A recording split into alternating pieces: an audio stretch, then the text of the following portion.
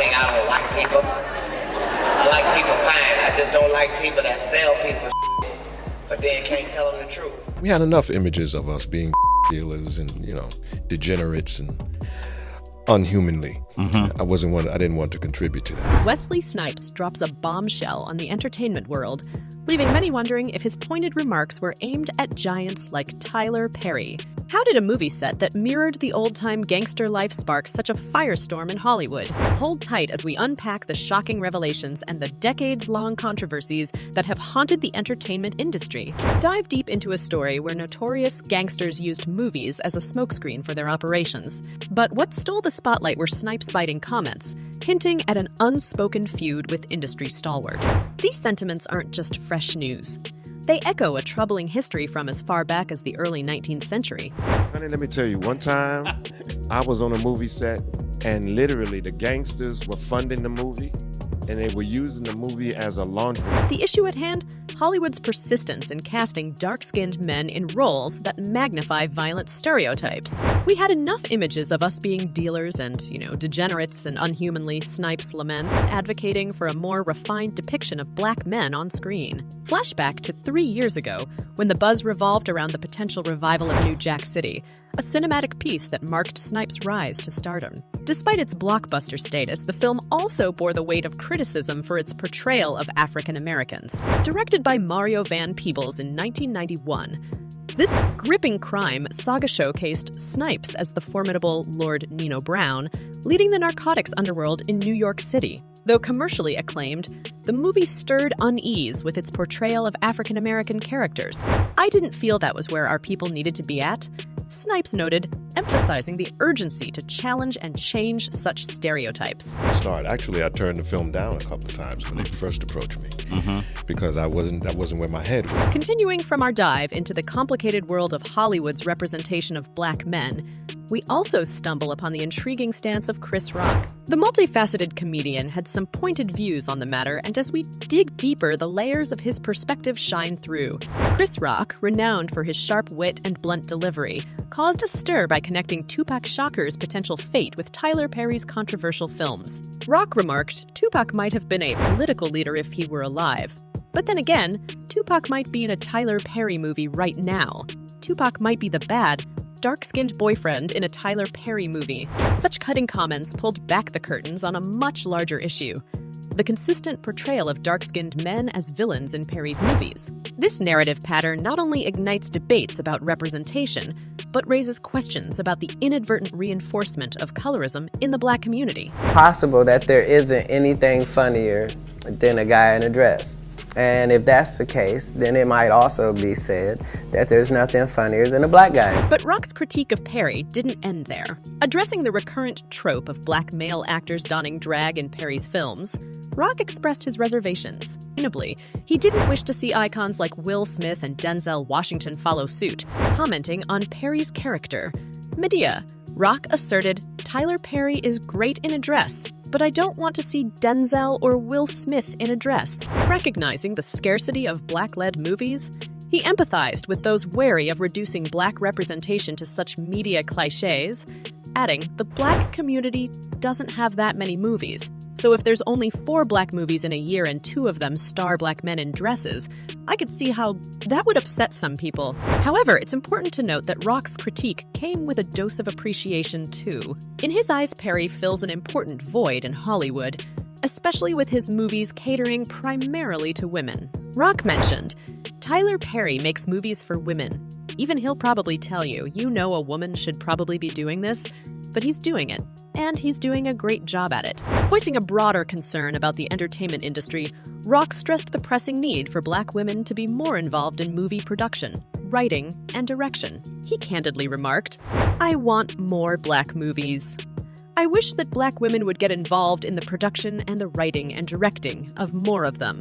I think there's an absolute space for black female writers. I think there's a need for it. Regardless, Tyler Perry has been criticized for alleged colorism in his movies by more than just Chris Rock. A surge of voices from the entertainment world have, over the years, critiqued Hollywood's representation, with Perry's portrayal of black characters often being at the center of these discussions. It's like Tyler Perry He paints a very negative portrayal of black men. We ain't that bad. Like, Jesus Christ. Denzel Washington, a prominent figure in the entertainment industry, has been active in supporting black artists who express concerns about the industry's depiction of their community.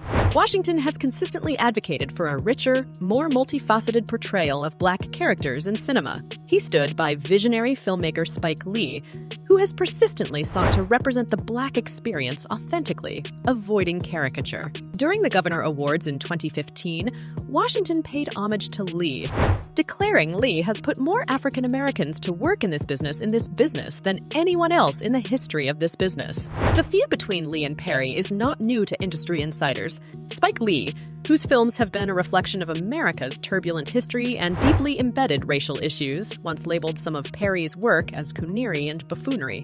While Perry's character Madea has found love in the hearts of many for her audacious spirit and humor, Lee sees it differently. In his view, Perry's portrayal, especially his cross-dressing to play Madea, is regressive. He fervently believes that such portrayals reinvigorate age-old stereotypes that the black community has been trying to shake off for generations. Interestingly, Lee's reservations about Madea echo concerns expressed by other black artists in the industry, notably Dave Chappelle and Cat Williams. Chappelle, known for his unfiltered humor, recounted an experience where he was urged to wear a dress for a comedic scene, a request he firmly declined, stating, "I don't feel comfortable with it." Chappelle's observations suggest a pattern, one where black men are disproportionately pitched to don dresses for comedic roles. Cat Williams weighed in on this trend, pointing out Kevin Hart doesn't have to worry about people going to say about him wearing a dress because of the long line of dress-wearing people before him. However, amidst the critique, Spike Lee does recognize Perry's prowess in the entertainment business,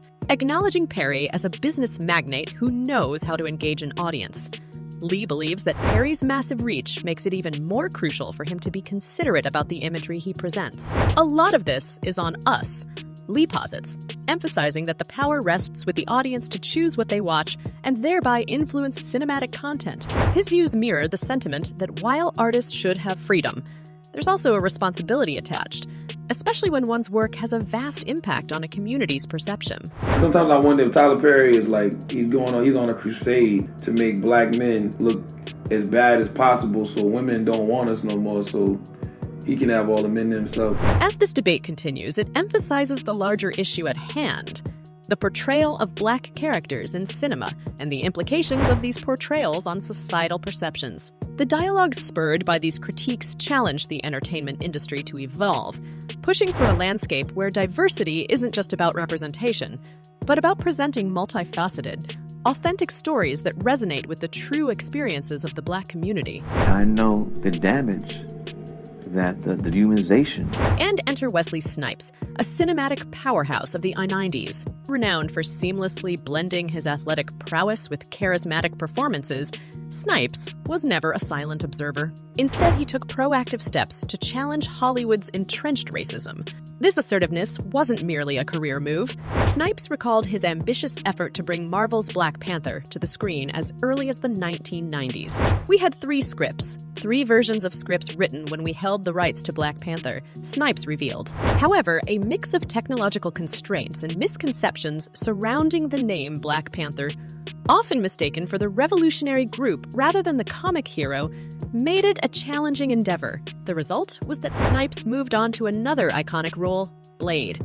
Despite Snipes' inability to bring Black Panther to life in the 1990s, it's essential to recognize his persistent push against Hollywood's prevailing prejudices. The movie industry right off the bat is geared for white actors. Snipes remarked in a conversation with the Chicago Sun-Times. He further highlighted the industry's inclination to pigeonhole black actors into roles defined by racial stereotypes, mirroring concerns similar to Lee's on the potential perpetuation of regressive portrayals. However, when the 2018 Black Panther film eventually hit the screens, transcending box office records and cultural expectations, Snipes displayed an admirable grace, expressing his elation over its success. "I was ecstatic about it," he shared, underlining the significance of the character. This sentiment isn't just a reflection of an actor's magnanimity, but speaks to the shared aspiration among black artists to see genuine representation in cinema that goes beyond stereotypes. It's undeniable that films, especially those with massive audiences, have the power to influence societal perceptions. As artists like Spike Lee, Wesley Snipes, and others have emphasized, there is a pressing need for responsible portrayals, transcending the dated and reductive. The rising voices demanding authenticity and depth in character representations signify a transformative phase in the industry. With the likes of Black Panther leaving indelible imprints, it is clear that cinema is evolving, albeit slowly, towards a future where stories resonate with genuine experiences, offering audiences a mirror to diverse realities. What's your perspective? Is Hollywood evolving or stuck in outdated stereotypes? Does Tyler Perry's work uplift or undermine the Black community? Share your thoughts in the comments below. Don't forget to like and subscribe for more celebrity insights. Until next time, stay curious and informed.